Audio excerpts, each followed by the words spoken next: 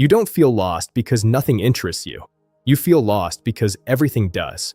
There are too many paths that make sense, too many versions of yourself that seem equally real, and no obvious reason to choose one over the others. You start something, you feel a genuine pull toward it, and then something else catches your attention, and that pull feels just as real. So you follow it, and then another. Not because you are unfocused or undisciplined, but because your mind is the kind of mind that finds depth everywhere it looks. And that, paradoxically, is what makes this so disorienting. People who feel nothing have a clear problem. You have the opposite problem. You feel too much toward too many things all at once. The confusion isn't coming from emptiness. It's coming from an excess of signal and no framework to make sense of it. This is not a story about failure. It is, in many ways, a story about people who succeeded at the wrong thing, or more precisely, people who succeeded at someone else's definition of the right thing, without ever being given the language to notice the difference. Psychologists have observed, across decades of research into human motivation and well-being, that the relationship between objective success and subjective happiness is far more fragile than modern culture tends to admit.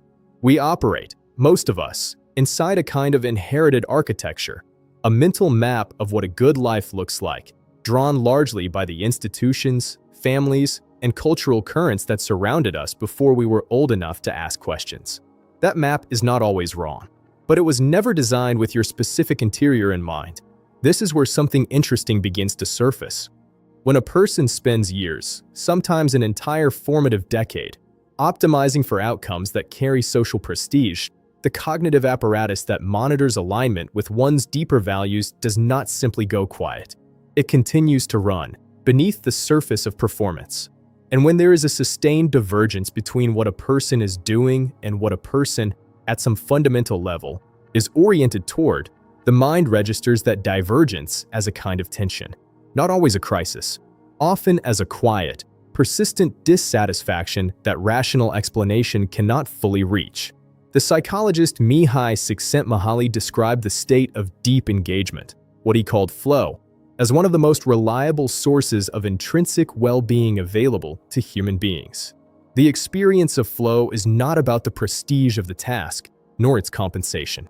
It is about whether the activity absorbs you completely, whether your capacities are stretched but not fractured, whether time seems to reorganize itself around what you are doing. A surgeon can experience flow, and so can a carpenter, a poet, or someone untangling a mathematical proof at 2 in the morning. Flow is agnostic to external valuation, and for many people navigating too many interests, the tragedy is not that they never worked hard. It is that their hardest work was done in the service of tasks that never once produced that particular quality of absorption. But something more structural is also at work here. Think of identity as a kind of architecture, a building that, ideally, has been designed from the inside outward. Most people, however, begin with the exterior. They construct a visible life first, the credentials, the position, the social legibility. And the interior is furnished later, often in a hurry, with whatever is left over. The problem with this sequence is that by the time the building is complete, the person living inside it may find that the rooms do not fit the life they actually want to inhabit. The proportions are off, not catastrophically, just enough to feel, every day, like you are living slightly to the left of yourself. Carl Jung observed something he considered among the most psychologically significant patterns he encountered in his clinical practice, that the first half of life tends to be organized around the demands of the external world, while the second half, if a person has the courage and the conditions for it, is organized around a reckoning with the self. What he could not fully have anticipated was how dramatically the acceleration of modern achievement culture would compress that timeline. People are now experiencing that reckoning in their 30s, sometimes earlier. They arrive at the top of structures they spent years climbing and find themselves asking, with genuine bewilderment, whether this was the right structure at all. This is not ingratitude. That distinction matters. The conflation of existential questioning with ingratitude is one of the more subtle forms of psychological pressure that curious, multi-directional people face.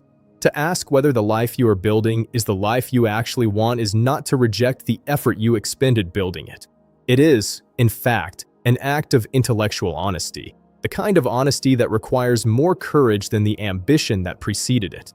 There is a concept in cognitive science sometimes referred to as hedonic adaptation, the well-documented tendency of the human nervous system to return, after a period of adjustment, to a relatively stable baseline of experienced well-being, regardless of changes in external circumstances.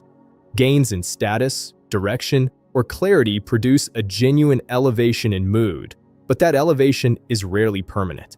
The psyche recalibrates. What was extraordinary becomes ordinary, and the appetite for the next level of extraordinary resumes. This means that a life organized primarily around the pursuit of external markers, however prestigious, is structurally incapable of delivering the stable sense of meaning it implicitly promises. What appears to sustain well-being across a wide range of psychological research is something qualitatively different from achievement. It is closer to coherence, the felt sense that how one is spending one's time and attention aligns with what one most deeply values. Not every day, not perfectly, but with enough consistency that the divergence, when it occurs, is the exception rather than the rule of ordinary life. This is where the reframing becomes possible. Because the person who sits with that quiet dissonance, that persistent gap between the many things they could become and the singular life they must actually live, is not exhibiting weakness or confusion. They are exhibiting the early signs of a more demanding psychological project, the project of building a life that is genuinely their own. Most people never get close enough to the edge of their constructed life to feel the vertigo. The person with too many interests, too many directions, has gotten close enough to notice that there is more territory beyond the boundary, territory that was never mapped for them, and that they will need to navigate without the inherited coordinates that served others so well. That excessive signal, the one that arrives uninvited and refuses to be resolved by simply choosing, is not a flaw. It is not a judgment. It is, if you are willing to listen to it carefully, the beginning of a more honest conversation between you and yourself. A conversation that clarity alone was never designed to start. The question it asks is not dramatic. It does not require an answer in the form of rupture or reinvention. It simply asks, given everything you now know about yourself, what would you build if you were building for the inside first? That question, held with patience rather than urgency, is where direction tends to begin.